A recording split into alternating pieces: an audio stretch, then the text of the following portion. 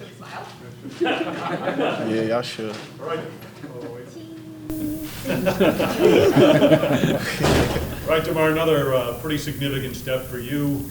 Looked good out there, and on what, 3 tackles, I think. How did it go? How did you feel?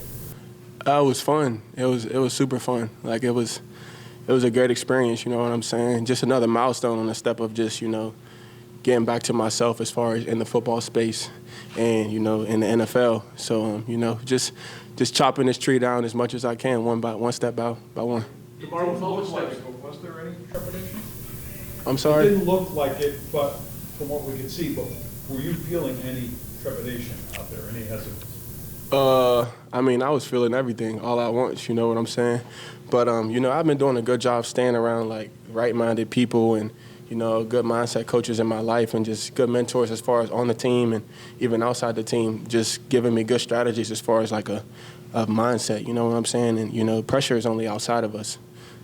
Pressure only lives, inside of us. So, you know what I'm saying? As long as you don't let it portray your actions, you know what I'm saying? You can keep it under control. So I had that mindset as far as last week, even coming into the stadium as far as the scrimmage, you know what I'm saying, and get in front of the fans again. So that was a big step as far as, being able to do what I did today. Damar, with all the steps that you've gone through, all the steps, each incremental steps, and with this today facing an opponent, another team, do you think, is there anything you have to prove to yourself as far as hesitation or reservation or whether you're ready to play at this point? Look, when you step in between them lines, you're putting yourself at risk by hesitating and by reserving yourself, you know what I'm saying? So, I made the choice that I wanted to play. It wasn't nobody else's choices but mine. So making that choice, I know what comes with it, you know what I'm saying? So when you see my cleats laced up with my helmet and shoulder pads on, there ain't gonna be no hesitation. You know what I'm saying? Because you can't play this game like that. You'll put yourself at more risk by hesitating. So, I'm out there. I'm just not thinking twice. I'm just playing my game and playing how I was taught to play since I was my little brother's age. You know what I'm saying? Damar, how were you informed that you were going to go in and win? Meaning, you're going to be on the second kick unit, or on the second time we kick, you're going to be out there, or this such and such a time, you're going to go out there at safety. How did you know when your number was going to be called? Well, just preparation. We obviously mapped it out throughout the week as far as game plan and who's going to play this much, and who's going to be down after this rep and who's going to be up at this certain rep. So you know what I mean. My coaches gave us that formula, and I kind of had my mindset prepared for my workload today. So I was ready for it. The 4th and 1 stop. Can you take us through that versus from a football standpoint, what you were seeing on the field during that play? I think it was a blitz. So my first 2 plays in was 2 blitzes. So I love the way my coaches coach us. You know what I'm saying? And what's a blessing for me is it's kind of been this style my entire life. From Little League to high school to college to now. All my coaches kind of have similar mindsets. So just my first 2 plays in, being pressures, and it's my number being called. So, all them jitters, all the nerves, you know what I'm saying? That was like out the window right there, like right then and there, you know what I'm saying? But it was good for me, it was able to get me going. So that 4th and 1, it was just a blitz. I think I set the edge, and the D-line kind of really did all the grunt work of that play. What was it like seeing all your teammates after that play, like going back off the field after obviously a big stop for the defense itself? Amazing, you know what I'm saying? Just makes me feel like I'm back in that element, I'm back in that mode, just back a part of my team. And, I honestly couldn't imagine not being a part of this and, choosing the other choice that I had. I honestly couldn't imagine it because you get so close, you build so many, relationships with these people on the team that, I love this atmosphere. And this, honestly, there's no other place I'd rather be. You had a few moments before the game with Steph. He ran up and hugged you, said a few words, and then obviously Kellington, you ran over to him and hugged him. Mm-hmm. What did you say in those moments? What did Steph say to you, and what did you say to Mr. Kellington? Pretty much let it loose, you know what I'm saying? Me and Steph, we have our own one-on-one talks, you know what I'm saying? And he really like a big brother to me. Steph was the first one out the hospital to come check on me. the first one. You know what I'm saying? So that's just a testament to his character and who he is, and just, you know, how much he cares about me. And, you know, he lets me know that, you know, day in, day out. You know what I'm saying? So just to be able to have people like that around who, you know, who truly care about you on and off the field, who are, you know, somebody that you can look up to and model yourself after and create your own, you know, person just off of how they carry themselves, you know what I mean? It's a blessing, you know what I'm saying? And I just a big brother to me. And, you know, just having that moment with him, having that moment with Denny, it's just like that moment of serendipity where, like, everything just kind of happens for the right reason and at the right time. How about Isaiah? How about Isaiah? I understand you arranged to have the jersey swap, but Isaiah, I think it went to your mom. Yeah, that first jersey back, I had to go to Mom Dukes, you know what I mean? I had to go to her. My mom was my strength, my everything, you know, through my entire life. You know, my situation in January, you know, that was just another bump in the road. But we've been having bump in the road since I was a kid, you know what I mean? And my mom was my backbone my entire life. So, you know, I had to take that jersey off, sign it, and give it to her while I could. But I'm going to for surely get Isaiah a jersey this season. We're going to have our jersey swap. Briefly after the game, she took my hat, and I gave her my jersey. And I talked to her a little bit during the game, too, just checking on my little brother's game. They played today at the same time as us. So, and my dad's a coach. So, you know, they had to split up. It's probably like 1 or 2 times a year where it'll happen, where, like, they'll have a game on Sunday when we do. We play Saturday today, and it was their first game. So they had to split up, but they won 7-0. So The league couldn't help them out and let them be in Orchard Park today?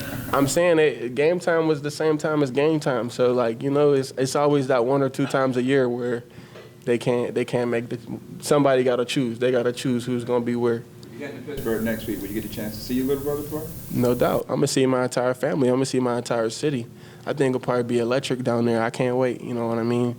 Just like it's so much love in Buffalo, like it's the same love in Pittsburgh. You know what I'm saying? That's why I can really claim Buffalo like home, because even since I got here, it's just been so much love. It's like I got adopted into another environment, and the cities have so many similarities just as far as like culture and just how everyone's just like a big family and so much support around sports and around life. You know what I mean? So going home, man, it'll be just like returning back into this stadium.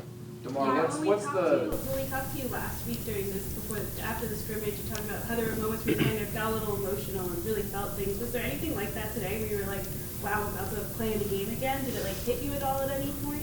I mean, all day this morning, you know, but I was excited, and I was just excited, and I was ready to play. And, you know, I don't feel like I have nothing to prove at all. I don't.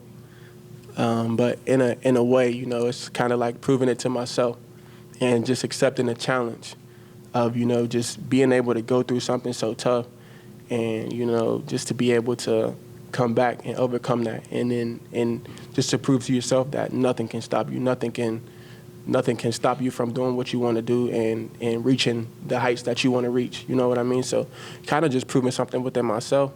And today was just the first step in that. So it'll be a long road, long journey as far as the goals I got for myself in this game.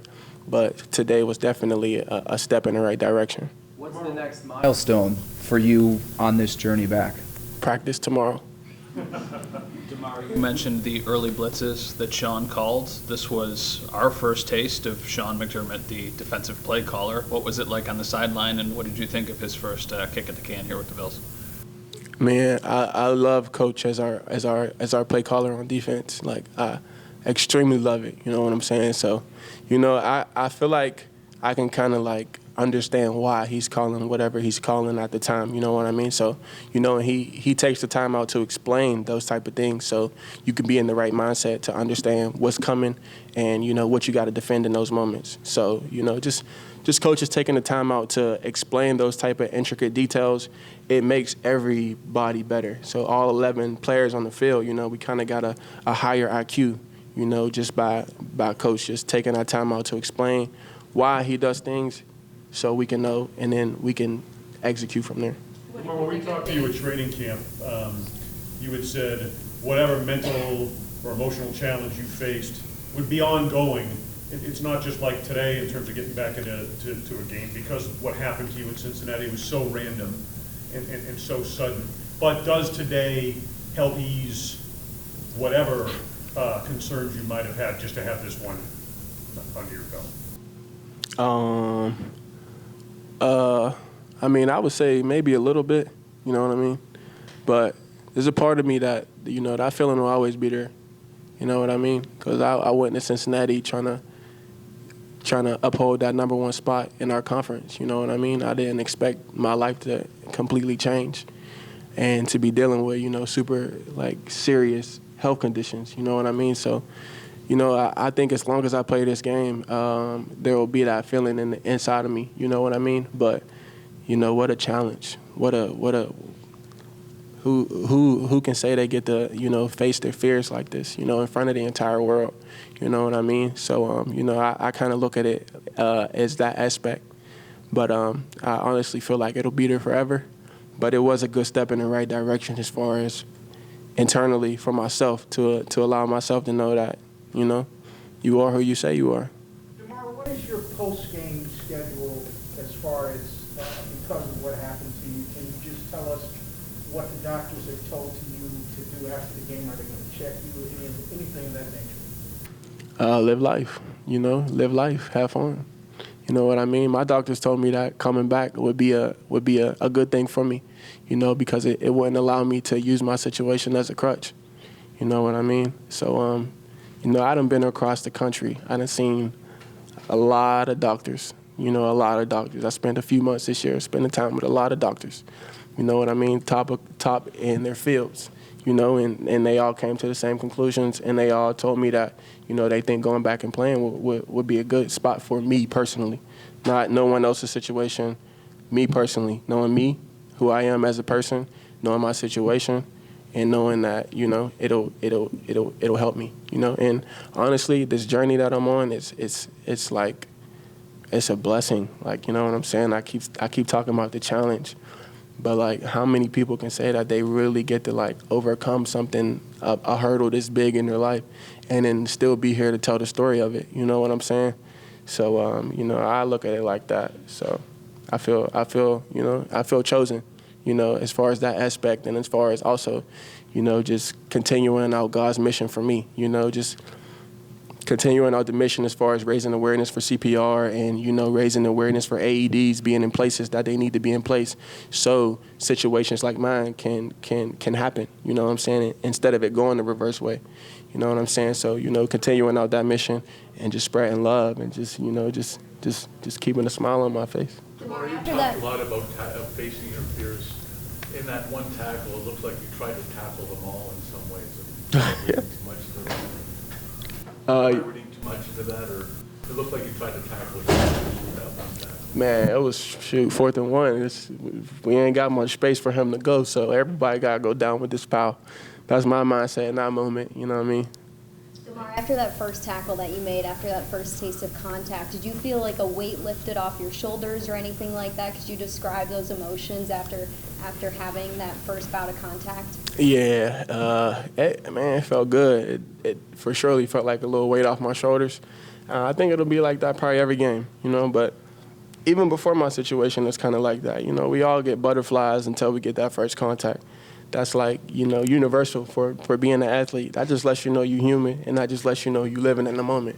You know what I'm saying? And my dad told me something when I was younger, you know, because I used to get real bad, like, nerves before a game, and, like, to where it was, like, uncontrollably, and I wouldn't be able to, like, function in a way, you know. But he was just like, it's good to be nervous, you know. That mean you care. That mean you ready. So, like, you know, I still carry that with me, you know what I'm saying? So, like, when I'm feeling those nerves and I'm feeling those emotions, you know what I'm saying? It just means I really love this, like, you know what I mean? I love this. Like, I want to be here. I want to play.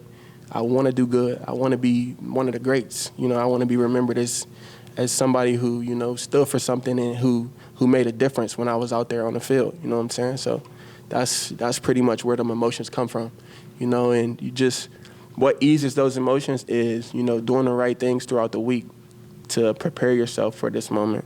So doing the extra work, getting on the bag, doing extra tackling, you know, which I've been doing all week, making sure that I'm ready for, you know, some live reps of tackling.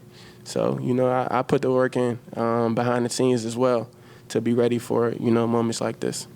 What did you make of Dane's interception, and how do you think he did in his press conference? one thing about Dane, he always gonna make a play. He always gonna make a play. I just was talking to him about last year in the opener versus LA. He had the interception as well.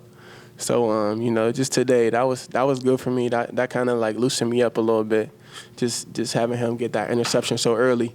You know, so you know, I'm always like super happy for him, like a little bit extra happy for Dane, just because like, man, we've been on this journey forever. I mean, we've been on this journey for so long, you know, together forever, you know, and it's just like not too many people get to say that they really got a real brother, you know, with them, you know, that they started from the beginning with.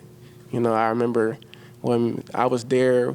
I remember when I got my first offer from Pitt, I think my sophomore year of high school, and I think Dane got his the same day later that afternoon, and I just remember seeing his tweet about it, you know, and then we just, you know, talking about the story about everything we had going on before that, and then, you know, just how the journey started, you know what I mean? Just to see each other just keep prospering, keep growing, you know, like just even in life, like, you know, just he's always been that big brother for me, you know what I mean? I was just always like one step ahead of where I was, and I could look to and get some real guidance and real advice from to bring myself through, you know, to walk on my journey with, you know. He's still that, and honestly, every aspect of life, football, family, like everything, he's been that, and he's still that.